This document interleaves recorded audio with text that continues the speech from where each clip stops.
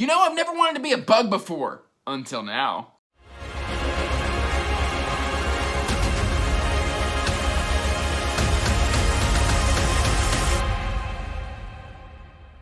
Hey everyone, welcome back to Andrew's Wizardly Reads, and as always guys, I'm Andrew. Today I have got another book review for you.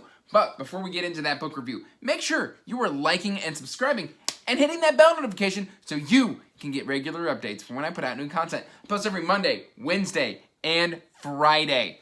And that said, today the book review is going to be Empire in Black and Gold by the amazing Adrian Tchaikovsky.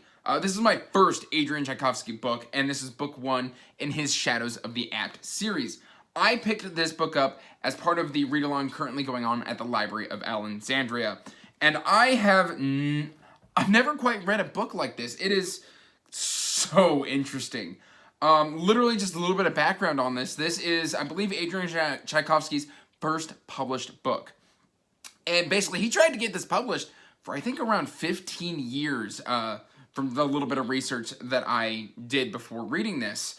And I don't know why it took so long to get this published. I mean, it is such an amazing idea. It's not steampunk. It's kind of industrial revolution, kind of flintlock fantasy adjacent with this really interesting world that's been created. Basically, the premise here is that humanity, or the Kindin, developed an affinity with, certain groups developed affinities with insects in their world. And so these groups of people have taken on aspects. You've got your ant Kindin, who are kind of hardy warriors, and they can communicate telepathically. You've got your mantis Kindin, who can grow spines and use swords, and they're really, really good fighters. You've got your beetle Kindin, who can kind of see in the dark. They're kind of bad flyers, but they're really good at artificing and like creating machines and things of that nature. You've got your wasp Kindin that are really good at fighting and conquering and building empires. You've got just all of these, just different races. And it's such a large world that it's implied that there are more, because we're in the lowlands. And basically, in the lowlands, they don't have a wider understanding of the world at large. And so there's moth Kindin, there's butterfly Kindin, there's scorpion Kindin. There are tons and tons of Kindin, and each different one has different affinities. On top of that, though, there is a soft magic system that I think is going to be explored as the series goes along. This is a 10-book epic series, and this is just such a delight. The book starts off with a group of characters who are kind of a resistance, and I believe the city's called Mina, or Myrna. Could be one of those. And that's Stenwald, Temizin, and his friends. Stenwald is a kind of beetle spy master, and Temizin is a weapons master. And then they've got like an ant friend and a spider friend. And basically what ends up happening is they are fighting off the Wasp Empire, and the Wasps are kind of coming through and slowly taking over the lowlands and building this massive empire. The Wasps were like this kind of feudal, infighting Kindin group, and they couldn't, and all of a sudden they were brought together and they've started conquering. And so, it's them fighting and retreating and then like going out into the world and basically going back to their homes and like saying, hey, the Wasps are coming, the Wasps are coming. And basically nobody believes Stenwald. And so Temizin kind of goes off and they separate, and then we do a 17-year time jump. And in that 17 years, Stenwald has been preaching, the Wasps are coming, the Wasps are coming. Why won't you listen to me? Well, because it's been 17 years and the Wasps haven't arrived yet. But of course, the Wasps are coming. And but nobody refuses to believe it. And the way that the way that I really enjoy Adrian Tchaikovsky's writing is it's all explained of like, because you're like, nobody can be this ignorant, because the Beatles are very much artificers, or they're merchants, they're very much boots on the ground kind of people. And if it's not in front of them, they're not going to see it. And literally each Kindin has an affinity, like where if you're not of that Kindin, certain things just mystify you. They can't actually grasp the concept.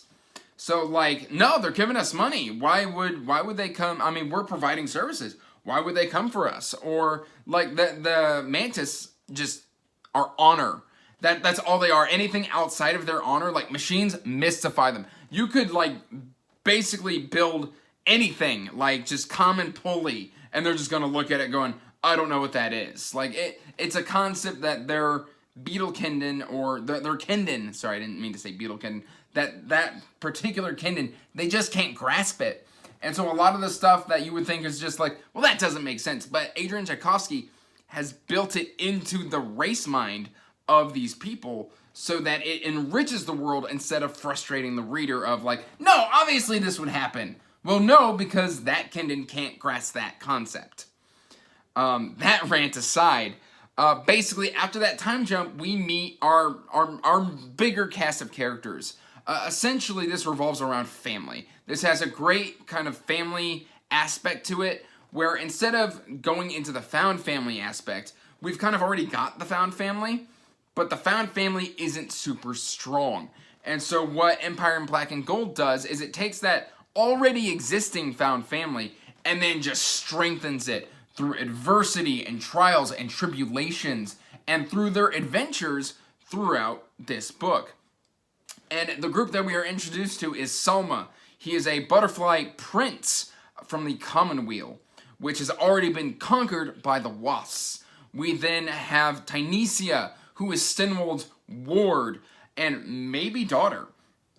And then we've got Che, Stenwold's niece and foster sister to Tynesia. Basically, Stenwold has taken these people in and he is training them and raising them as his own in Collegium, which is basically a small city that is revolves around education, where then Stenwold tries to spread the word of the encroaching Black and Gold Empire of the Wasps, and nobody's listening to him. Everybody thinks Stenwold's this crackpot, but he has, over the last 17 years, built up a spy network and kind of like put cells of his students, and basically he converts students and puts them all throughout the lowlands to kind of spread information and be on the watch out and build cells to deal with the wasps from when they finally come.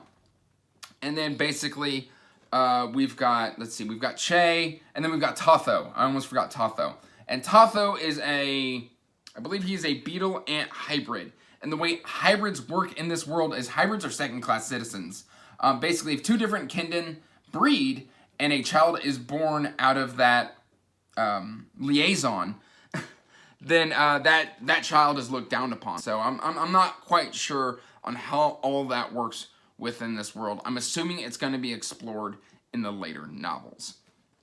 But then from Collegium, basically Stenwold thinks that the Wasps are finally going to make their move. And so he starts gathering together these students to send to Helleron for some unknown mission.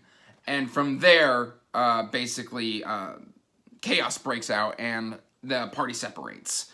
And then we start dealing with all of their kind of adversities, and they're coming together and breaking apart. And we get to know each individual character and what drives them, some deeper mysteries, and just everything in this book comes together really, really well. I bounced between 4.75 and 5 stars. I just can't decide. I think I'm going to come down at 4.75, just shy of 5 stars, mainly because it's the prose here took a little bit for me to get into, and I think that's just because this was initially published in the UK, and so there are certain phrases and or sentence structures that I had to adjust to in order for to kind of just start trucking along through the story.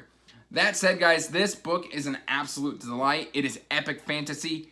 It is incredibly, incredibly unique. And it's also got a great narrator. The structure of this book just flows really well. Once you're into it, you're in for the ride. My only complaint is if you're going to buy this copy of the book, which is the new reprint by Tor, to kind of get it published in the US, because this was I think it was a UK exclusive. The book has no flop whatsoever. So you've got to be very careful. That's as far as you can open the book. Otherwise, you are going to crack the spine even with reading, I've got like a couple wrinkles right here, and I was very careful the entire time I read this book. So it is a very stiff spine, and so it may be worth looking into possibly securing the UK covers, the older UK covers, but I think those are going for a premium because they might be out of print. But that said, guys, like I said, if you want to consume this via ebook or audiobook, it's got a fantastic narrator. He does a fantastic job. It's got great audio production. I just cannot recommend this book enough. So let me know in the comments down below if you have picked up Empire in Black and Gold. If you've already read it, do you plan on picking it up? Are you participating in the read-along over at the Library of Allenxandria? Let's have a good discussion in the comments section down below. Or if you want to talk on a more regular basis, make sure to check the description for the link to the Wizardly Duo Discord. We would love to have you. And guys, that concludes my book review for Empire in Black and Gold. So, till next time, peace out, stay magical, bye.